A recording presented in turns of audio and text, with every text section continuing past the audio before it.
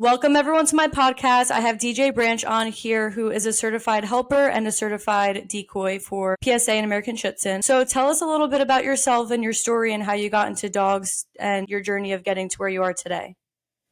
Okay, well, the story with the dogs kind of starts well before any sports stuff. Like, I've always had dogs, always had like a dog around of some sort. Most times it was like a pit bull or like a Rottweiler or like something like that, but like always had a dog of some kind around. Always had like the understanding, like if you had a dog, like you have to make it sit, you have to make it like give you a paw and like things like that. Like that was just things like you just did having a dog growing Yeah. up in my home. So we always had dogs. We always had some type of dogs. My father was really the one that kind of bridged the gap between me and the dogs. Like I liked them and they were cool, but he was the one that like had the weird understanding of dogs, and like he was like one of those just like natural dog men that really didn't have any like training, wasn't a trainer, but he was the kind of guy that would walk his dog with no leash and the dog would just stick by him, and like he had that kind of thing going on. So he was Yeah. always a guy that was a little bit more intuitive when it came to dogs, and he passed that on to me through just like So interactions it's that genetic. almost it's genetic, almost like these gifts are in the genes. This ain't really learned stuff, but yeah, he was the catalyst for that. Kind of like once I started getting like older, so like I get into like middle school and stuff. Yeah, I still had dogs, but they weren't like a big part of my life. I was very much into sports. I was very much into just, you know, the city and the city life and all the other stuff that I had going on down here. Ended up going to college.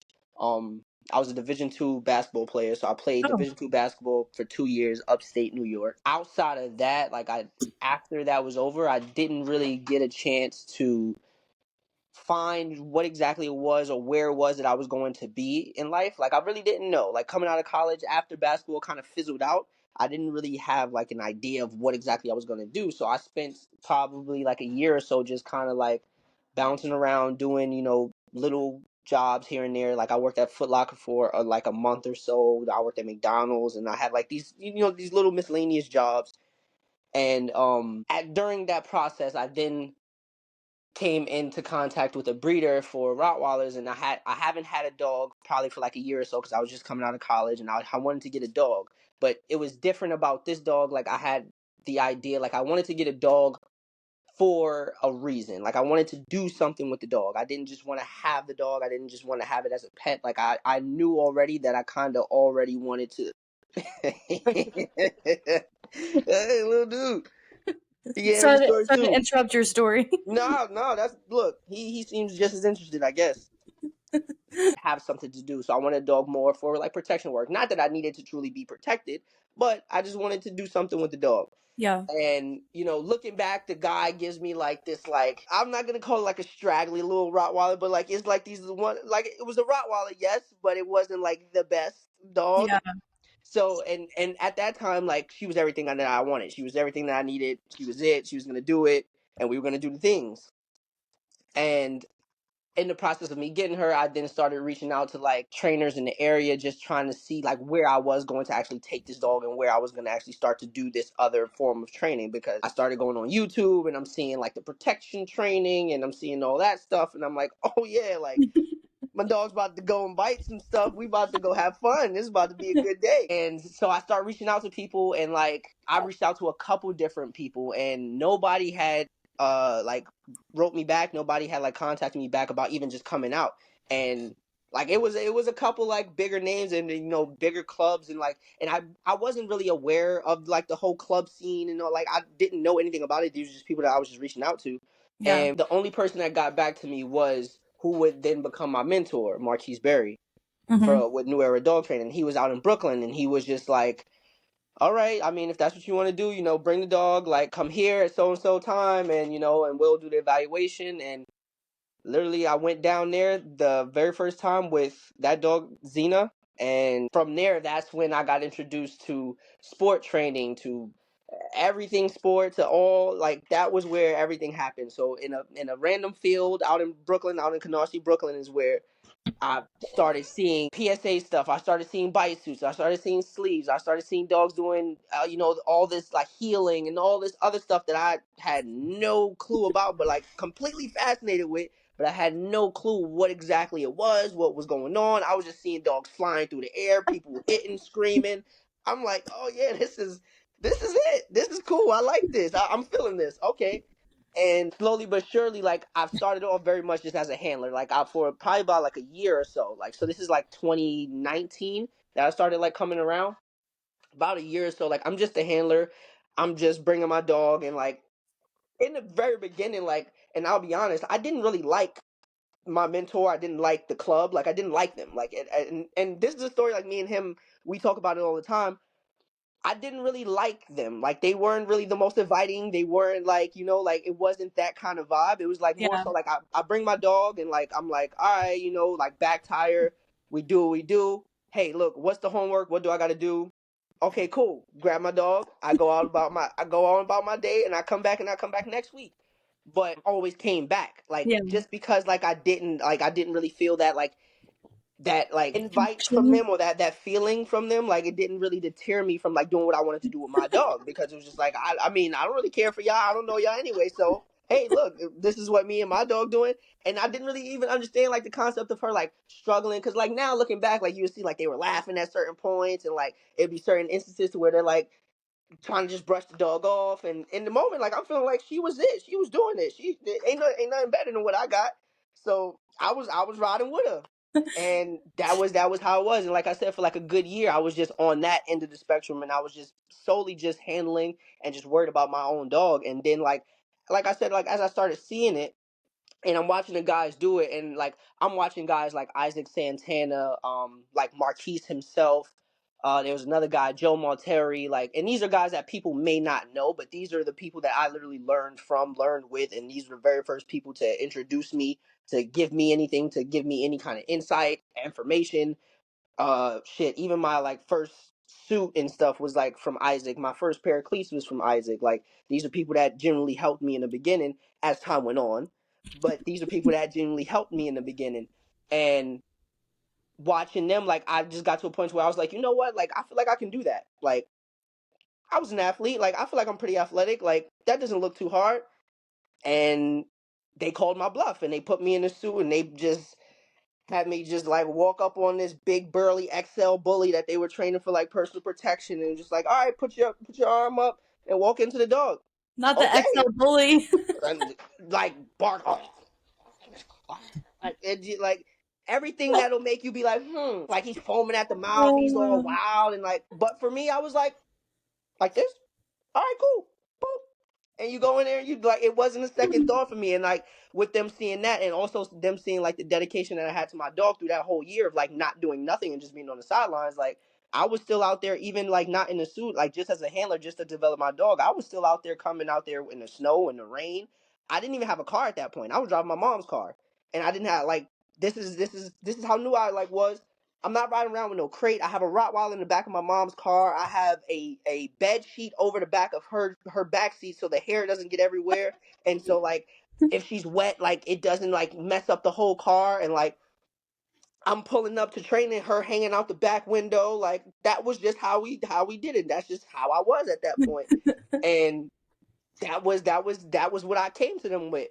And through time that obviously changed, but that was me in the very beginning. That was my kind of like naive way of like approaching everything, and I kind of still have a little bit of that, like to where like I'm just not really worried about everything else, and I'm more so concerned with what I got going on. But in the very beginning, it was just like very clear and very blatant. Like I didn't know what the hell was going on for real. I was just out trying to work with my dog and trying to get something done. Like I didn't know anything about titles or anything like that. Like I just wanted my dog. I just wanted to go out on Sunday and do what I do with my dogs. And from there, like after once I started taking the bites at club, it was just a big push to get me get me and Isaac really like into seminars and just get more information. And everybody was pretty much more advanced as far as like their understanding of training and where they were like kind of in the industry, as opposed to me, like I was coming brand spanking new. I didn't even really have a dog for real.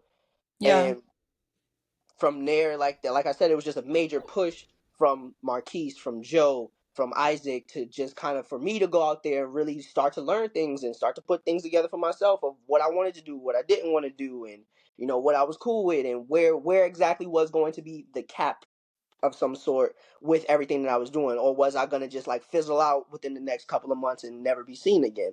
Yeah. And thankfully that wasn't the case. So that's pretty much the story, and then from there, like, we get to kind of where we are now with everything that I got going on and all the madness that is my life now. Yeah, every day it's another 12-hour drive. You're just driving up and down the coast. Look, and you know what? It's actually pretty pleasant. It is. Yeah. I genuinely enjoy it. But because like for me, like I said, given my story and given like where I came from as far as like just where I am from, so like Harlem, like one, there's not a lot of people that do this kind of stuff as far as like dogs are considered, like to this level, Yeah. nor are there like a lot of people to look up to, and there's not a lot of necessary hope down here for people to kind of do something beyond or to experience more than the parameters of Manhattan or the parameters of New York. Yeah. And that's something that I started to realize as I started to travel more. Like when you say you're going to Kentucky, like people look at you like, Kentucky, what's out in Kentucky? What like why would you want to drive 12 hours, 14 hours? Why are you driving to Florida? Like they couldn't grasp it, because when I say like, yeah, like I like to take the scenic routes and I like to watch, certain mountains, and I like to see, like, people just don't get it because they just haven't experienced it. They don't know about it, and they just don't know that it's even a possibility, or that there is something like that out there.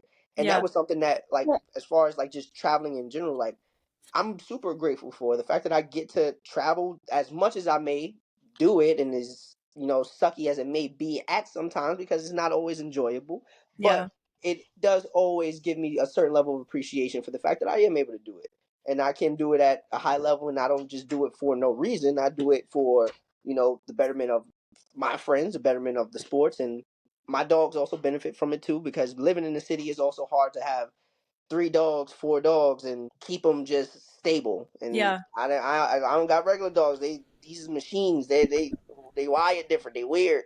So I gotta do things with them, and the city don't necessarily provide all that all the time. So Yeah. being able to travel and go to these places it also helps me just alleviate them and get them out training. And they've traveled more than most people. In Yeah. all honesty, like my dogs have seen more of the country than most people, and I'm more like I said, I'm always just grateful for that. Yeah, I love that too. And I think, especially just the point where, hold on, let me make sure I'm close. I Hmm. think, especially the point too, where you feel like you could be an inspiration to your community. I mean, that's really as good as it could get. Yeah. Even if you can inspire one person and just kind of open their eyes to the possibilities, the opportunities, Yeah, if yeah, they're and even a little bit interested in dogs, just show them like, hey, this is where I started and this is where I am now. Like, if I could do it, so can you. like one of the biggest things for me is like I said, when I got into this, like I had no idea like making money with dogs or doing anything with dogs never really crossed my mind. It never really was something that was like a motivating factor behind me getting into the dog stuff, me doing it, and me taking it as far as I did.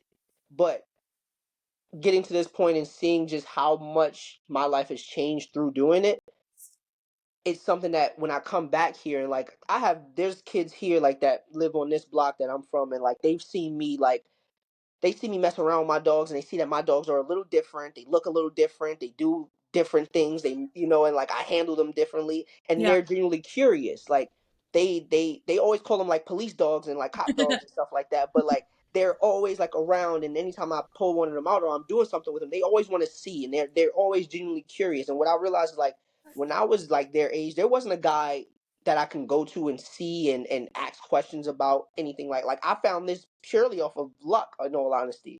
Right? Yeah. Like now at this point I am somewhat of a resource, and like there's kids that I've seen that have seen me deal with my dogs, and like I hear them say like they want to get a dog like that, or they want to do that with their dogs. And it's like that moment of giving, the next generation or another kid like some hope, or an idea or a way in which they figure like they can enjoy themselves, or they can outlet themselves, or they can escape this for may it be 10 minutes, may it be a year or whatever, like just some kind of venue and where they can kind of outlet and find some way away from all this. Like I'm grateful to be able to do that. And like there's one story that I've shared on my Instagram story.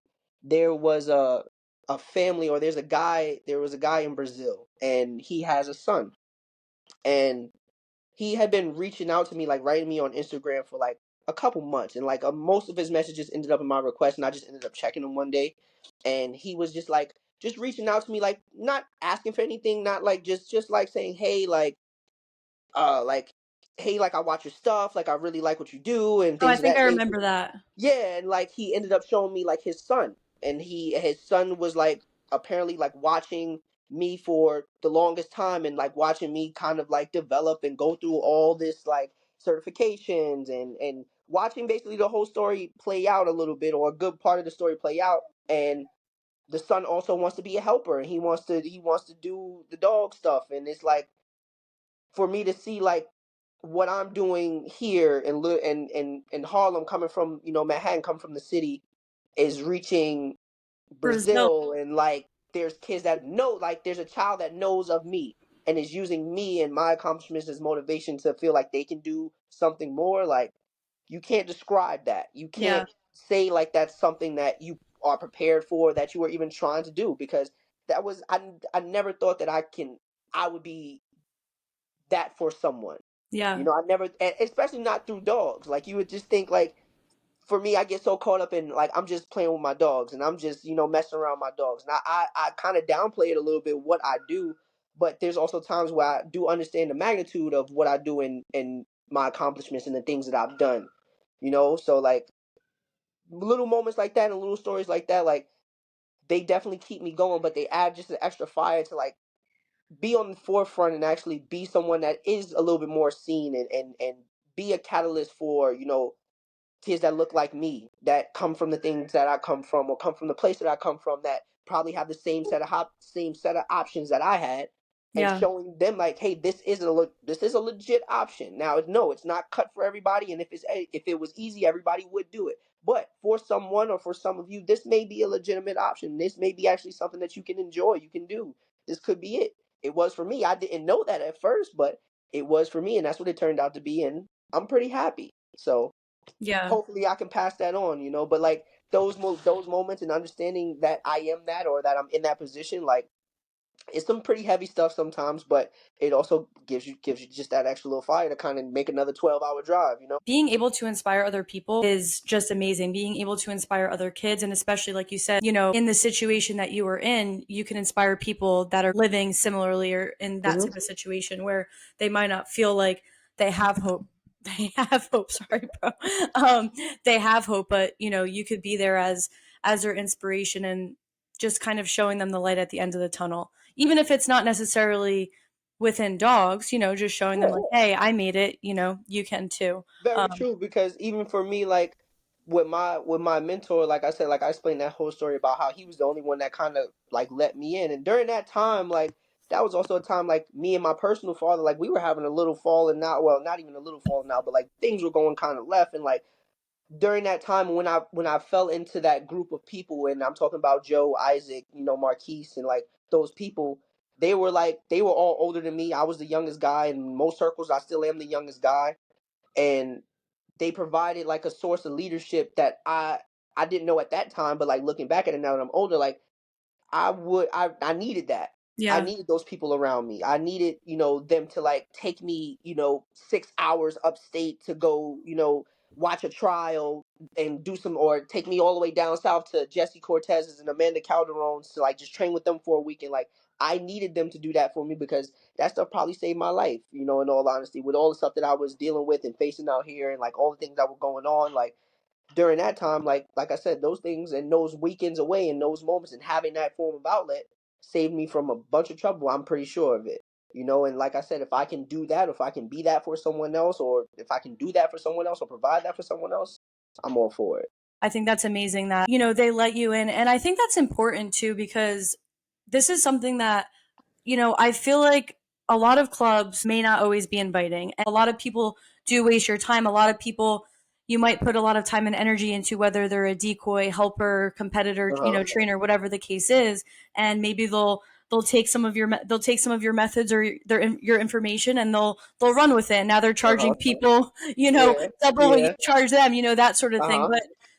But if you just turn everyone away and you don't give those people a chance, like look at what the sport community would have missed out on by not having you. Look at what you would have missed out on by not been accepted Yeah. into there's a lot of stories and people who do waste people's times and it doesn't work out, but I think it's worth it to be really open minded as a club. Still give people a chance, Mm-hmm. because if you don't give anyone a chance, then you miss out on some of the You best never people. know, and that was something that once I actually got into it. So once I had my whole like era of like being integrated into the industry and now knowing a little bit more of the ins and outs and how things go and how clubs work and all that stuff, and I started to be able to see like, yeah, like no, clubs are not the most inviting places. Like these are not places to where if you just want to go and learn, like you go and you start asking questions. Like no, that's most times that's just not where that happens, right? Like you have to be a friend of a friend, or you have to be recommended, or there has to be like this word of mouth that hey, this person's cool. Like you have all these little ways in which the club experience kind of gets altered and gets kind of made into something that may be either beneficial or against you in a sense.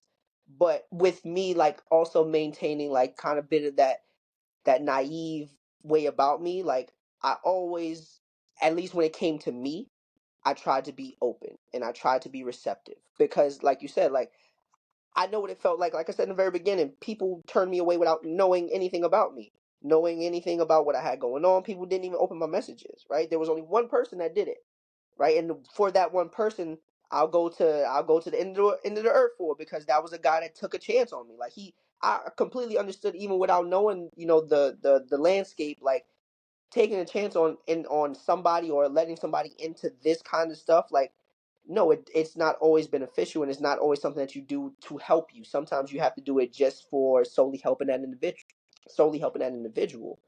But there's always a chance you take. There's always Yeah, that risk that you take of maybe this person is going to backstab you, or maybe this person is going to take something from you and start becoming a trainer themselves, and like it's all that jazz. And I just always kept the idea of like whenever I could, I would give back to the people that mentored me in any way that I could, yeah, right? And if it came down to just sharing information or opening up like what I'm willing to do for that person, like it was never a question of it. And so I always let those people know, or let those people feel like I was never the guy that you had to worry about.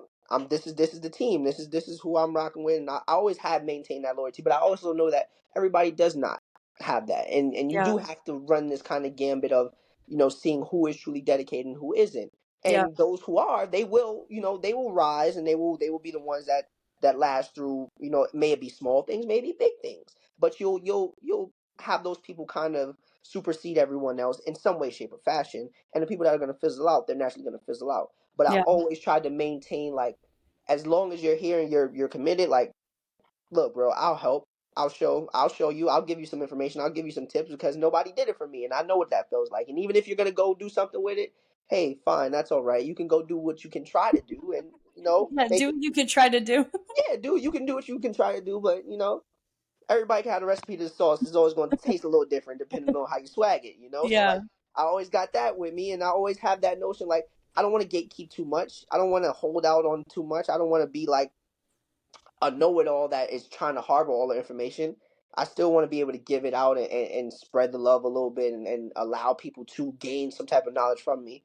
But you like I said, you always have to play that balancing game of when enough is enough, and realizing who is actually worth that kind of time and worth that kind of effort. And it takes a skilled eye or a more experienced eye to kind of experience that, or to be able to see that stuff. But yeah.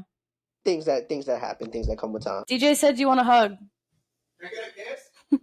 Did you hear him? It's a little too frisky there, bud. What's up? What's up, big dog? How you been? Thugging, bugging, same old, same old. Yes, we saw just wisps of your butt, every now and again. That's it. He's got a cape. Honestly, it's funny because you just travel so much. I have no idea before we talked where you live. I I thought you don't think lived in Pennsylvania. I genuinely think like there's very few people that probably actually really know where I live, or know that I live in New York, like still. Because it's either Philly or like Jersey that everyone assumes that I live in, I thought probably you because lived I in like just Philly. yeah, because I mean there was a point where I did live in Philly, but like I don't live there anymore. But yeah, nobody knows I really live in New York until I say something. Do you still live in Manhattan? Yep, right middle of the city. Every time I see your story, all I see is your fucking GPS and like an 8-hour trip on there. We were just talking about that. Fuck that. Look, you got to get to where you got to go. Gypsy life chose me. I can't say nothing about it. Do you plan on starting a club, or do you just think you're gonna stay like a nomad, just kind of, So going where you're needed? it's funny because I actually gave like serious thought to like starting the club simply just because like I wanted to have like some type of like home base to Yeah. like work from, and like I just wanted to kind of develop dogs a little bit more like stably just where I was in the city and have just something there. Also kind of like cuz like my mentor, he left, so he's no longer in the city, and he was like for me like he was like my main source of like training and work from like my dogs and all that stuff, and I just wanted to like kind of take over a little bit of that if I could, and I gave strong thought to it. It's something that I do want to do, but I also Just not know yet. like I'm just like I don't know if I'm there yet. Like I don't know if I'm there to where like I can really sit down and commit to it.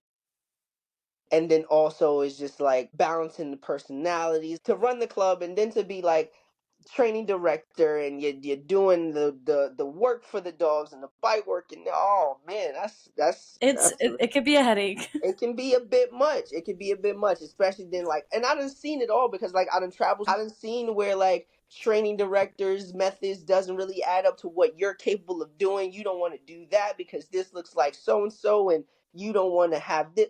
Look, it's all right. You know what? We can just find something like. Let's keep this on a lesson by lesson basis, and then we Yeah. can we can edit that and we can tweak with it however we want. But yeah, I mean, and I've worked with a couple different clubs, like just doing protection like stuff for them, and like that's cool for me, like because like I only have one responsibility, right? So like I can make it Yeah. to where it's real clear. Like okay, the obedience scores that's on you, the protection scores those are on me. So I'll just take that. Right, let's just see what we get with that first. And Yeah. like this is the first year that I'm doing that kind of stuff, so I want to see kind of what my kind of work kind of looks like for this upcoming trial season. Like there's a couple dogs that I've been working with and a couple clubs I've been working with that should be trialing and shouldn't be kind of starting to get their feet wet on the field a little bit. So I want to see kind of like what the dogs that I've been working with kind of put out, and how they perform, and before I can start to say like I'm even at a point to where I can truly have a club and have it be successful. Because I also Yeah. want it to be successful. I don't want it to be like just a fly by night kind of thing. Like for all that, I can just stay kind of doing my own thing. Yeah. Yeah, it's a big commitment. What has your journey been in becoming a certified PSA decoy, and then how has that then, moved towards doing American Schutzhund? Okay, so with PSA, funny enough, so I have three certifications.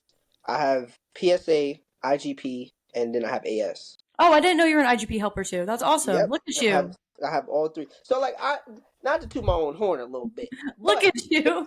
if there was like an actual like record book for like the sports and stuff, like I feel like I would have like at least one or two records that are pretty kind of notable because I feel like I'm pretty sure when I got my very first cert was in March of 2021, and that was the AS cert. My AS cert was actually first. Oh, I didn't And know that. yeah, and then in April of 2021, so like a month later, I went and got my PSA certification. Oh, damn. And then by March of 2022, I went and got the IGP certification. You versatile. Now I'm telling you, I look, I do it all. But after so like in March of 2022, at that point I was 21. Yeah, So I what was are you, 21. 22? I was 21. No, but you're 22 now? No, no, no. I'm 25. Oh. I'm I'm 25. 26. Me and John just turned 26, so we're not too far apart.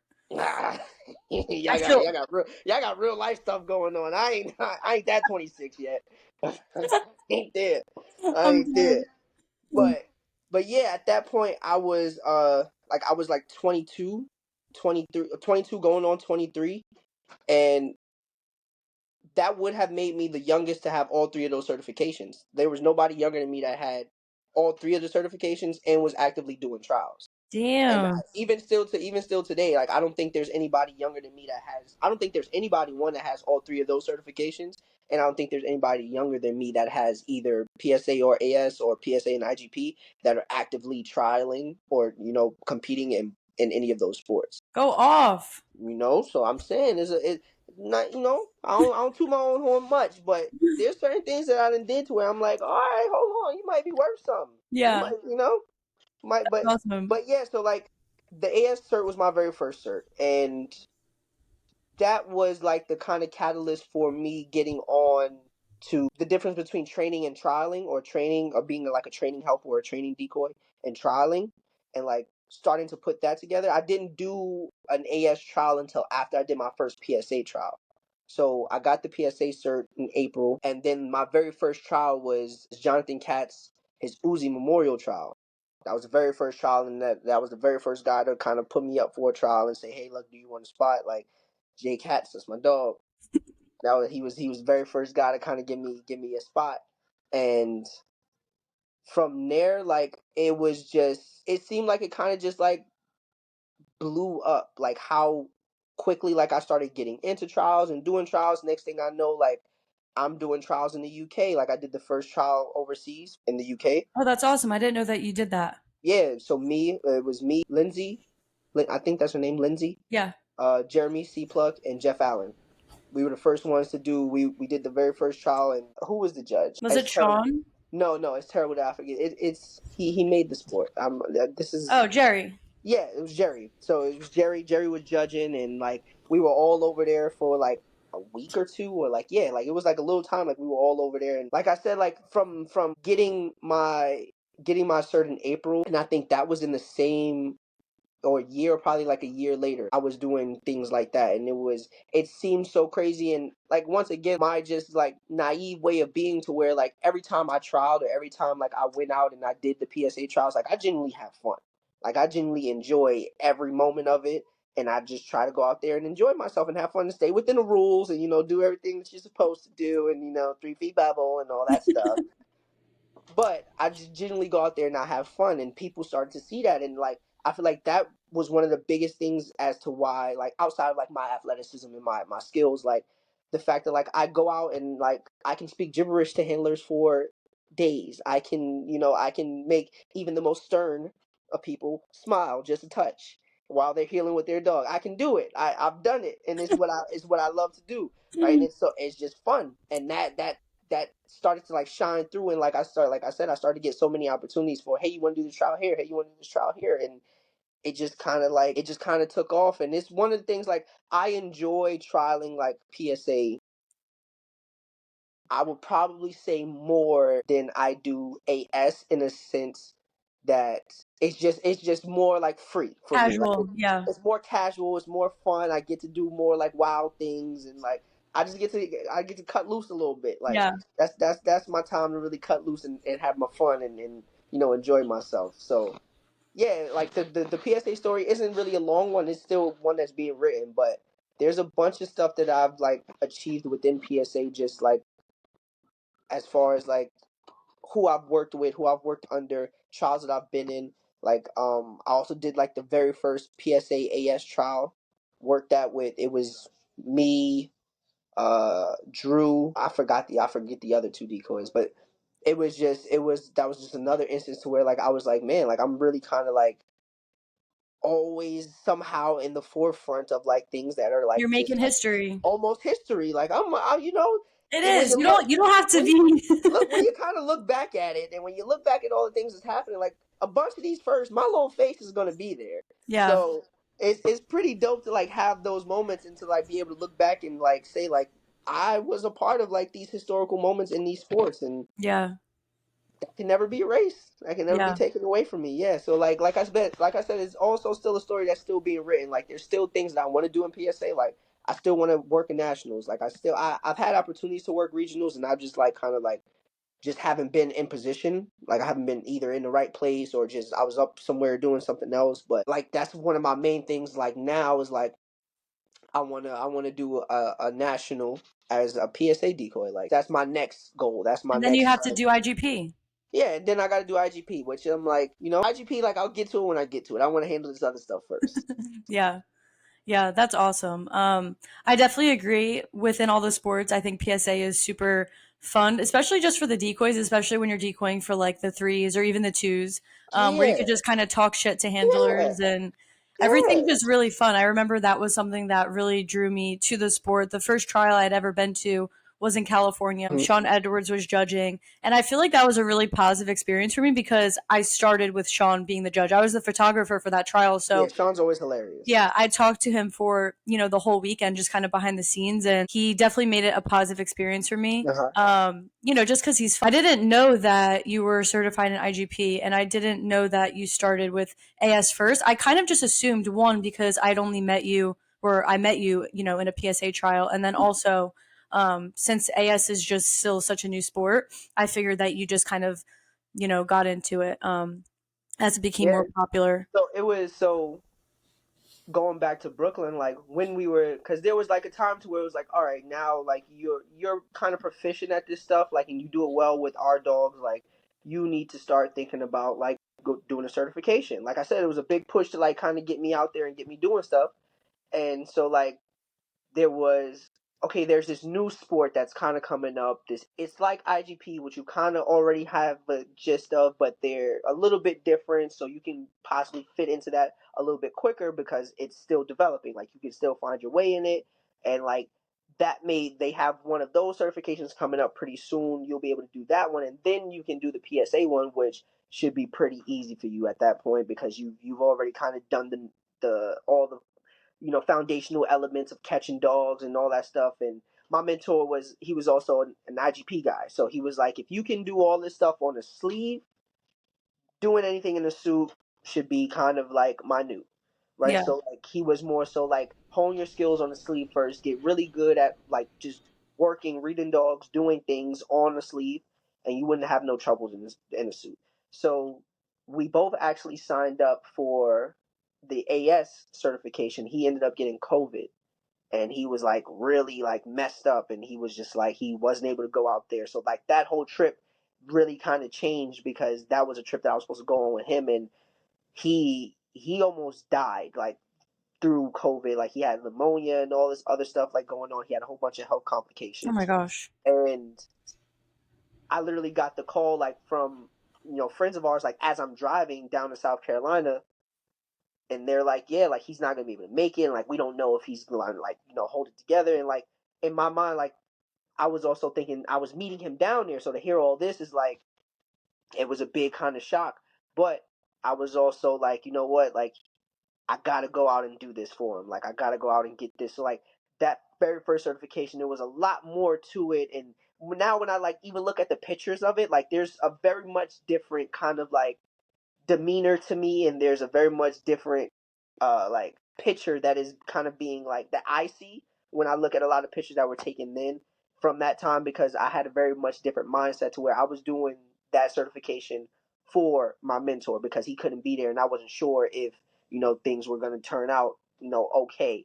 And I had a much bigger kind of like motivation behind that certification. But that's also where I met Yuri for the first time, where I met Teresa Courier for the first time, where I kind of got introduced to AS and all the little ins and outs about it, and then I started finding just how cool it was and how much I actually liked sleeve work and stuff, because I always thought like I wanted to do PSA at first. I was like very gun ho about PSA, and I was like, yeah, like that's what I want to do. That's my thing.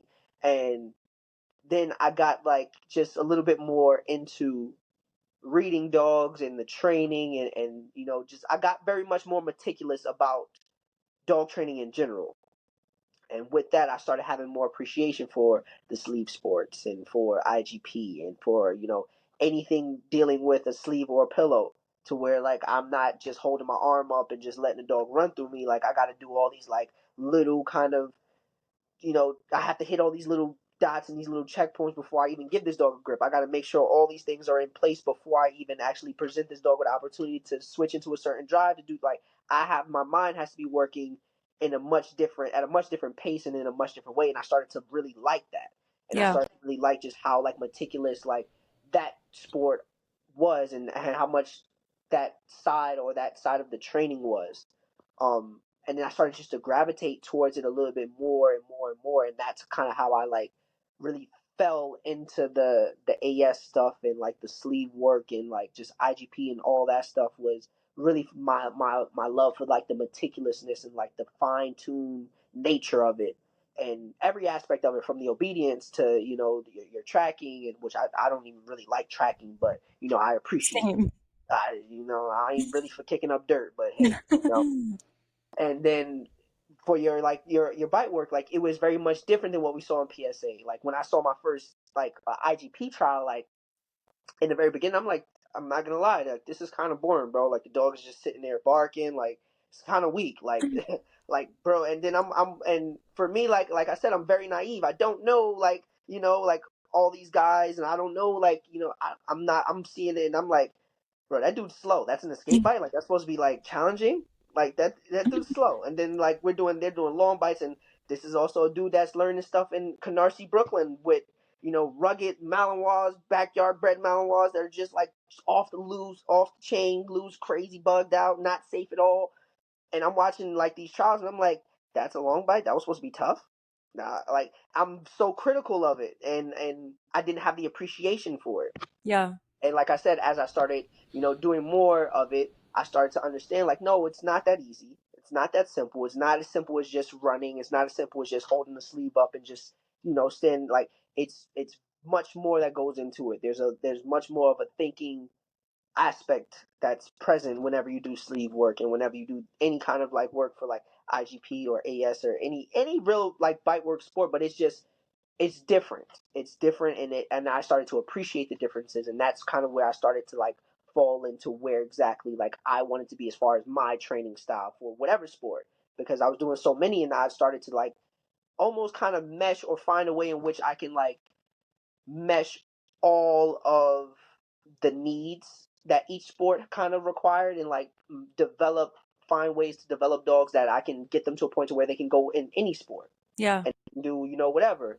And that's really kind of how I got to that point with AS and with the sleeve stuff and with all that's going on. But that's the kind of the PSA story, like long and drawn out. But that's the PSA AS kind of story in comparison. What are the differences between PSA decoying and then being a helper for IGP and American I feel like the difference is it doesn't necessarily really come in like the testing as most people would think. Like I feel like they're testing pretty much the same stuff in a sense. Like you're testing environmentals, you're testing stability, you're testing nerve, and you're testing this compliance of obedience and versus protection.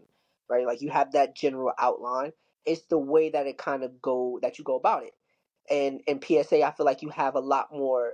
There's a ton more leverage, and there's a lot more power given to the decoy as far as how far they can go into testing those said things, right? As far as where AS or IGP, like you have a routine, and within that routine you have pretty much the limits of where you can test or how much you can truly test whatever.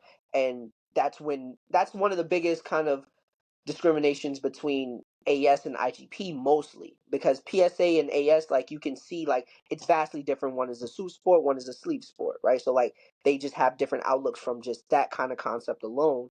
But beyond that, like the way in which each sport goes about that way of that form of testing is where the differences lie. And I'm really outside of that. Like I don't really see too many differences. It's just really like the way that we go about testing for PSA. It's a lot more kind of rugged, and it's like the best analogy is like that I can give is like when you talk about IGP and AS, that's like your boxing, right? That's like your fine tuned form of combat, right? Where PSA is more your MMA. Like that's more you're slugging it out. It's more like whoever is just the last to survive. Like it doesn't matter how it's cut. It's whoever's the last man standing. You're the one. Good job. Yeah. Like that's kind of the biggest kind of difference that I really see for it as far as a decoy. And like I said, there's a lot more kind of leverage and room given to you in PSA to test and to kind of like push the limits of what these handlers or what these teams are capable of. Yeah. And that's not to say that you're not testing in IGP or AS, but it's within the routines there are just a little bit more of a cap as far as like how far you can really go, right? And how much of that testing is truly apparent in whatever trial sequence you may have. It's just a little bit different. That would be my biggest kind of differences that I see. So, do you prefer decoying for PSA or doing helper work for IGP or American Schutzhund more? I prefer doing AS like helper work or IGP helper work. I prefer it simply because, kind of like I said, like there's more of a mental aspect. Yeah. There's more of a mental challenge for me than it is with PSA or most suit stuff. Like honestly, though, out of all the sports that I've done, the one that I've really kind of liked the most has been the little bit of stuff that I've done with ring, because there's so much kind of like leverage and there's so much kind of push for the decoy or the helper to truly test the dog, like one on one, like no handler present, like just me and the dog. I am testing truly your training. Yeah. That's like, and for me, like as a decoy or as a helper, like that's what I want to do, right? That's what I enjoy. That's why I like doing it. Like the testing aspect, the true testing of like, no, no, no, you go over there. Let's see how well this dog is actually going to understand that it has to stay on this thing and not come out unless I come a certain distance, right? And let me do whatever I need to do to get that dog off, right? And let's see how well the dog sticks to it. Like that's what I want to do. Now, it's not to say like I can't get that same kind of fulfillment from like a PSA scenario or from like a AS scenario, but that's the one sport that I've found has been the most true to like really having it be decoy versus dog, Yeah, I agree. right? Like that's the one sport to where you truly see in a good majority of the exercises, it is the decoy versus the dog. Yep. The handler is really not doing much. They're not giving much of anything. They're just walking out there being a pole for the dog to stick to. That's pretty much it, right? Like outside of that, you're not doing much. You're not giving much help. But so yeah, but to go back to it, I much rather do AS work because of the mental aspect. And like for me, like I get more butterflies, or like I get more of a nerve wracking feeling doing a long bite on a sleeve than I do on a suit. I don't care how fast the dog is. I don't care how big the dog is. I don't care how far we're doing it. You give me a suit, we can do long bites all day. With the sleeve, we gotta ask a couple questions. All right, is he going stick side? Is he going sleeve side? Which one? Like, is he a jumper? Does he go under? Like, how are we gonna go about this? Right? Like, there's so many different components that I now have to like compute and process. Like immediately once I start thinking about it, it gets me going. Like I'm like, Yeah. okay, I got to start adding in these things and like figuring out how I'm gonna go about this. And that little nuance, as much as it is a routine, and as much as like AS does have this like very IGP-ish way of being, where it is this like simplistic routine. Within that routine, there are so many levels of, mental fortitude, of consistency, so many levels of kind of like awareness that has to be present for you to see that beautiful routine.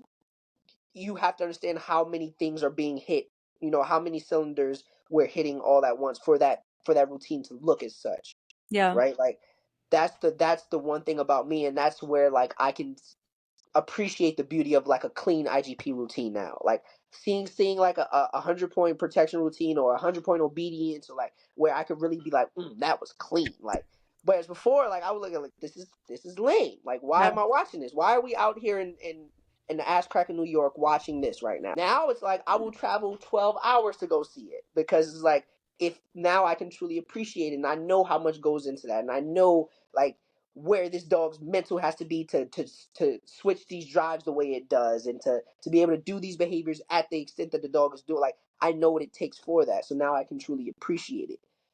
So yeah, like as a decoy or as a helper, I definitely enjoy AS work, IGP work more than PSA work.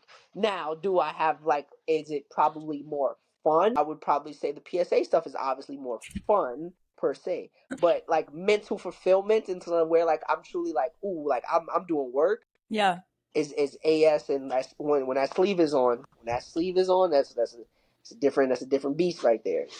Yeah, and I think it's great to get your perspective as someone who has, a lot of experience with all three sports, because Mhm. there's always this huge comparison between IGP and PSA, or Mhm. AS and PSA, and I think unless you have personal experience in both, or, if we're going to talk about all three, let's just talk Yeah. about sleeve versus suit sports. Like, unless Uh-huh. you have experience in both of them or all of them, you can't really compare them, because we're not really comparing the same thing. In IGP, we're looking at tracking, obedience, protection. With American Schutzhund, we're looking at detection, obedience, protection. So, and then with PSA, obviously, it's just obedience and protection. Now, Mhm. within the obedience and the protection, the scenarios, especially as we're getting into higher levels, are much more complex. I mean, when we're talking about even surprise scenarios for the twos, I have seen the craziest scenario. Like for the threes, I mean, you're literally just going out there and it's just like fuck it. Like Yeah, madness. hopefully, yeah, Control chaos. hopefully we'll be able to do it. And then obviously when we're looking at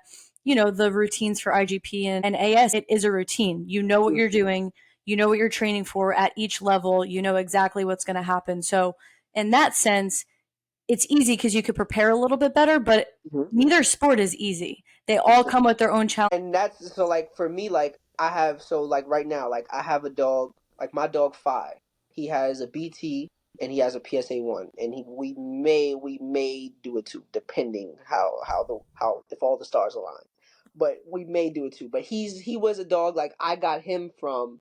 He's basically like a rescue case. Like the guy that had him didn't really like wasn't really making real like headway with them, and he was kind of just in a kennel, just rotting away a little bit. Like he wasn't really doing much with them, and I ended up getting him, and the guy really didn't have like really high hopes for the dog. Like he like felt like the dog can do something, but he wasn't the guy to do it. Ended up doing like I do everything with that dog now. Like he does detection, he has his BT, can do sleeve stuff. He has like he's we've done PSA stuff, and I've trained him in all different venues, and I know what each venue kind of requires. And he was a special dog in the fact that he was able to do all things. But after him, I got a dog that was specifically for AS, which is Kaza. He's the last like my shepherd. And then now Hey, I have another. shepherd people unite. Woo! But don't no. I like my shepherd. I'm not a shepherd guy. You told me that last time I said something. Exactly. It's a difference. I like my shepherd. I don't like all of them. But then I also have I got like another puppy that I'm raising for strictly for PSA. So I have like for each venue, I have a dog that I'm specifically developing each dog, and they Yeah, all look completely different. Like they all look completely different as far as like how I develop them, what I'm trying to do with them, like what kind of demeanor I want each dog to have, the mindsets that they're doing certain behaviors with. Like it's all vastly different, and each sport presents its own set of challenges. It doesn't absolutely. make one easier than the other. And like that's something that I've heard so much because everyone knows that I do so many different sports as far as like helping. It's like, well, which sport do you think is easier? Or there's this comparison nature to where it's like this is better than that, or this is testing this. And it's no, it's not that it's better or worse. It's that you're It's just testing one different. thing in a certain fashion and they're testing something in a whole different fashion. You Yeah, guys are both testing dogs. You guys are both doing the same stuff. You're biting, you're doing obedience, and then you're having dogs sniff stuff every now and again. Like it happens. You like when you break it down, it's simply the same stuff, but you're just doing it in a different fashion. It yeah. doesn't mean that one is easier than the other. I've seen dogs go from struggling in AS to go into PSA and having everything that they need, vice versa. And I've seen dogs struggle in both venues. It Yeah, doesn't mean that either one is easier than the other. They all provide certain challenges. It's just truly about what challenge or what journey are you really trying to take. yeah. That's how I explain to people most times that try to get into the comparison nature of it. Because like you said, they're also like sleeve sports and suit sports. Like that's a whole different context. That makes that right there can kind of stop the argument for me in most cases because what can you truly compare at that point? Wait, how similar is it truly in that instance? If we're gonna talk about it in that way. Um, but yeah, that's how I usually try to like break down the whole comparison thing. Like it's not that it's easier or one is easier than the other. It's just that it's different, and they both have their respective challenges. Which is why, if it was easy, everybody would do it. You see, either one, you don't have too many competitors that are really going out there truly competing for any of these sports. Really, like you have a bunch of competitors, but those real top tier competitors that are really going out there, yeah, you're starting to see it's getting few and far It's in thin and between now. down. Yeah, Yeah, it's yeah. starting to get few and far in between. I couldn't agree more. With that being said, what is your experience as a competitor in these respective sports? As a competitor, so once we step into that, it becomes a little bit different for me now. So now, like as a competitor, once for each sport, I have a kind of a different approach in a sense. For when I was competing in PSA with Phi, like I had a much more lax, loose kind of way of being just within me training him, me developing him. One, because of the type of dog that he is, but also like just the nature of everything. Like I felt like I can also train a lot of these behaviors out of context, out of scenario, and still kind of have the dog commit to those behaviors and still do well, right? And like have that notion and go about training with that kind of mindset helped me in the dog out. As opposed to AS, I had to be very meticulous. I had to be very like I had to pay attention to the very small moments. I had to pay attention to if he's going to chew the dumbbell or hold it. I had to pay attention to if he's a quarter inch outside of the pocket when I call him back into heel as opposed to being straight. I had to pay attention to if he gives me 8 inches of space as opposed to like 4 on his recalls. Like my mind has to work a little differently, just like the helper work. Like I have to because I'm losing little points for things like chewing. I'm losing little points for things like his butt being crooked. I'm losing little points for him like taking 2 steps then downing. Like I can't just say, like I can't do a in motion down and have him like hydro down and like it'd be cool because he did it. Like I can't do that, right? I can't have that kind of like leniency with my dog that I'm training for AS because if I do that, we're just gonna go out there and like look like fools. Like Yeah. it just ain't gonna work, right? So if I had the same kind of approach that I had with Phi with Kaza, the showings and what we would do and how we would perform, it would look vastly different and it would get very much different scores. So I can't have that same way of like approaching what I'm teaching them and how I teach them. So like even down to how I play with them and the things that I teach them, like it's vastly different. So I always have to kind of like switch and kind of flip on these hats in between, which dog that I'm working with as for which sport that I'm developing them for. Um, if we're gonna say like like which one is like easier or like which one I prefer, I prefer working with Kaza because like that nature and like my having the eye to like catch those little things. He is the one like right now that's the most fun for me to work with, that I have like the most like excitement for because like I've been developing him that way. So like he's just naturally a little bit more tighter. He's a little bit more like in tune. We have a certain chemistry that is very much more advanced than even what me and Phi have now. And I've had Phi probably a year longer than I've had him. So going into competition with him now, like because he just got his BT, so now we're prepping for the ones. And my plan for him is like after AS, like once he's done with it AS, I want to take him over to PSA and let him kind of cut loose and do that thing. But I also know that like with us having this kind of foundational, aspects in play, once he steps onto a PSA field, like our obedience looks very different, right? Like the whole picture looks very different to where now it's like, holy shit! Like how when you can say, oh yeah, that's an IGP dog. Yeah. That's that like how you can easily tell from the healing, from the sex, like you can tell, yep, that dog does IGP. He has to. That's that's what I kind of want. Like I kind of want that. Like I don't.